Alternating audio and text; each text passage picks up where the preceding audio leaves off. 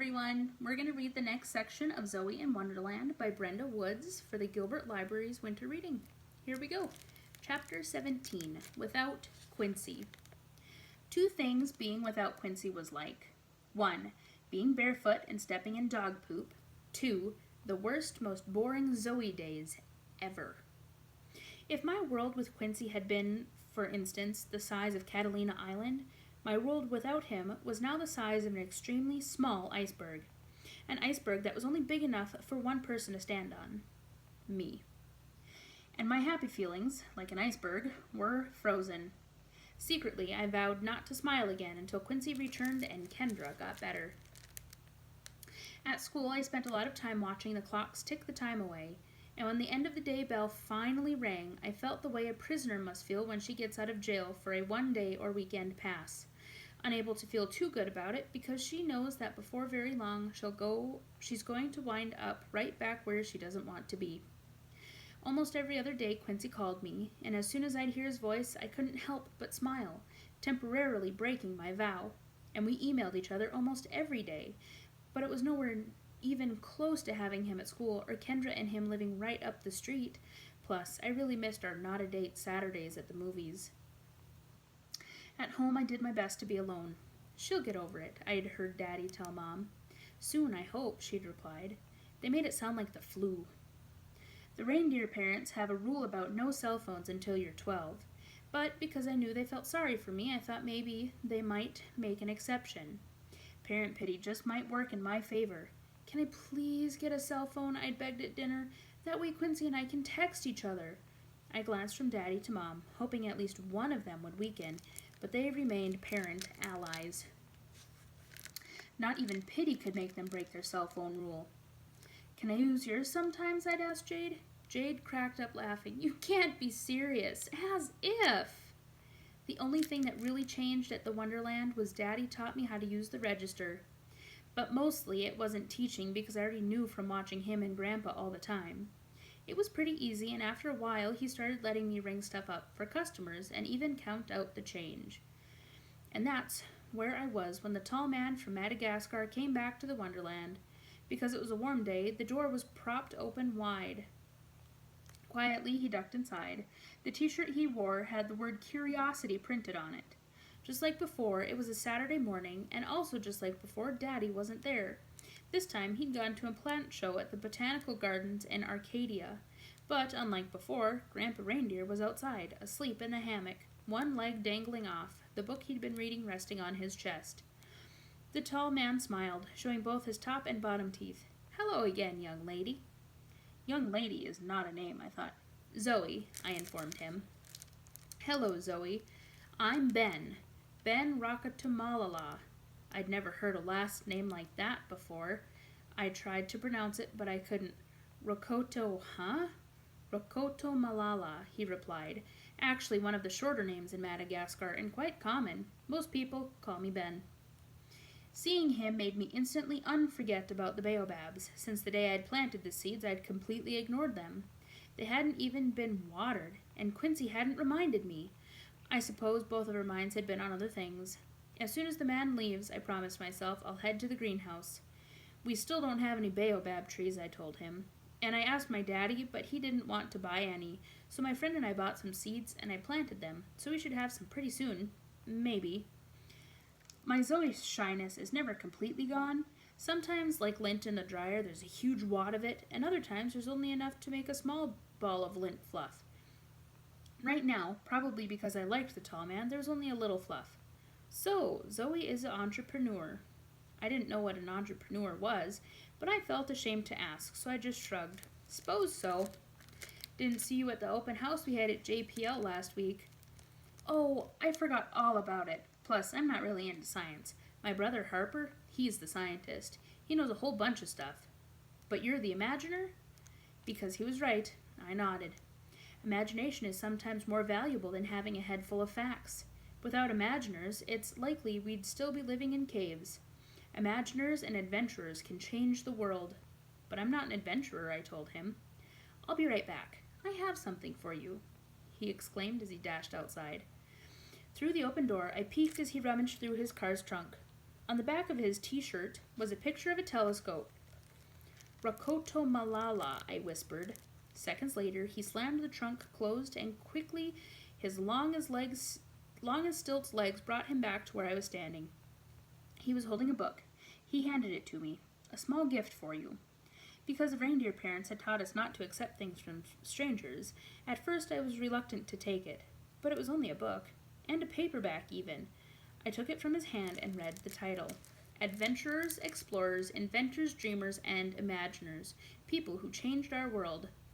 I hope this will open your mind, Zoe, he said, and that your life will be a marvelous adventure, he added. I glanced at the cover of the book, then back at the tall man from Madagascar named Ben Rakotomalala. Thank you. You are very welcome, Zoe. Time for me to go. Before he ducked outside, he told me, Promise you'll save one for me. One what? Baobab. I promise. So long for now, Zoe. So long, I said, but I suddenly remembered the question I'd had about the moon. I rushed to the door. Ben? He halted. Yes? Is there a special name for the moon, like you have for the sun? He smiled and replied, No, we astronomers just call it the moon, but we spell it with a capital M. And for the record, the official name for the star of the day is the sun. I prefer Star of the Day because it sounds poetic. Don't you agree? Yes. Enjoy the book, Zoe Reindeer. Thank you. I will. I stared at the picture of the telescope on the back of his t-shirt as he walked away and wondered exactly how far away you can see with one. Just like before, his tailpipe sputtered as he drove off. I studied the cover of the book again, then gazed up at the sky. Chapter 18. Trouble. Instead of listening to the teacher, I was busy reading the book Ben had given me. Since Saturday, I couldn't keep my nose out of it. There were so many stories about people who everyone called dreamers. Zoe had navigated the spacecraft to the planet of the distant galaxy. As captain, she landed the ship safely, and her loyal crew leaped to their feet cheering. She stepped outside the ship and smiled. It was exactly the way she'd pictured it, with its rivers and green hillsides and pastures where huge flowers and baobab trees grew. Are you daydreaming, Zoe? A voice asked. I glanced up. My teacher, Mr. Summer, was standing over me. Startled, I said the first thing that came to my mind, the truth. Yes, I answered. A few of the girls laughed. My face got hot with embarrassment. Maybe you'd like to share with the class what you were daydreaming about, Mr. Summer said. No, thank you. I don't think so. Zena, a queen bee mean girl who was sitting behind me, declared, probably daydreaming about her boyfriend Quincy coming back. This time it seemed like the entire class cracked up. Settle down, Mr. Summer commanded. Zena was occasionally mean to me, but now, with Quincy gone, she was making snide remarks more and more. Quincy called her clique of friends Zena's puppets. I turned around to face her. He's my best friend, not my boyfriend. Of course, Zena mocked me, repeating my words in her whiny voice. And the kids nearby who heard her chuckled again, and that made her keep it up. I know, that's right, she added, because Quincy could sure do a whole lot better than Zoe, the not-so-cute reindeer girl. U-G-L-Y, Zena spelled out. Snickering followed, filling the room, and fingers, mostly from Zena and her puppets, pointed my way. Settle down, Mr. Summer commanded again, but Zena ignored him, leaned toward me, and said, Zoe, the U-G-L-Y reindeer girl. This time, Mr. Summer must have heard exactly what she said. That's enough, Zena, he scolded. Bullying and name-calling will not be tolerated. But it was too late to save my feelings, and the same way Jade used to make me so mad that I'd cry, I knew tears were going to be coming. No way was Zena ever going to see me cry. I grabbed the book Ben had given me, shoved it in my backpack, and ran to the door. But before I ran out, I turned to Zena and blurted, BQ, BQ, BQ! Tears began rolling down my cheeks as I bolted down the hall toward the exit doors. Zoe! Mr. Summer yelled. But I didn't stop. I didn't even look back. I kept running, and for some reason I didn't trip over my feet. Zoe, come back! Mr. Summer hollered from behind me, and I could hear him trotting toward me. But Mr. Summer is a little chubby, and I knew there was no way he could catch me. I burst outside through the doors and sprinted. Soon I was around the corner. I kept running for almost 3 blocks until I was almost out of breath. Now what? I thought. There was a bus stop 2 blocks away. I had $15 in my wallet and my bus pass. So I got on the bus to Old Pasadena and went to the movies and read subtitles and ate popcorn and drank soda and pretended Quincy was right there beside me. And when the movie was over, I walked up and down Colorado Boulevard, looking in the shops until it was way past time for school to be out. But when I stopped to get an ice cream cone, I discovered I didn't have enough money left, so I headed to the bus stop and boarded the bus that took me back to the Wonderland. Mrs. Warner was outside in her yard, sitting on the ground with her legs sprawled out in front of her. I fell. Can you help me up? Are you okay? I asked as I quickly opened her chain-link gate and hurried toward her. I'm fine, just lost my balance. I reached for her hands and pulled her to her feet. Luckily, Mrs. Warner didn't weigh much, and it was easy. Are you sure you didn't hurt yourself? Maybe you should go to the doctor. And have her threaten to put me in the old people orphanage again? No, little ma'am, I don't think so. She answered as I helped her hobble over to a chair and sit down. Where's your family? I asked. She shook her head. Gone, gone, all gone. Oh, I replied and reached for my backpack. Mrs. Warner stared at it hard. What did you do? Play hooky from school? She asked. How'd she know? Huh? Your mom and daddy came over earlier asking if I'd seen you. You in some kind of trouble? Probably. Chapter 19. Back at the Wonderland. 4 things that have landed Zoe G. Reindeer in trouble. 1. Throwing a shoe at Harper, which missed him completely but went through the living room window instead, shattering it. That was last year. 2. Telling my 3rd grade teacher and class that our entire family had taken a 3-month summer vacation all over Europe and Africa, when actually we'd only spent a week at Pismo Beach. That was a couple of years ago.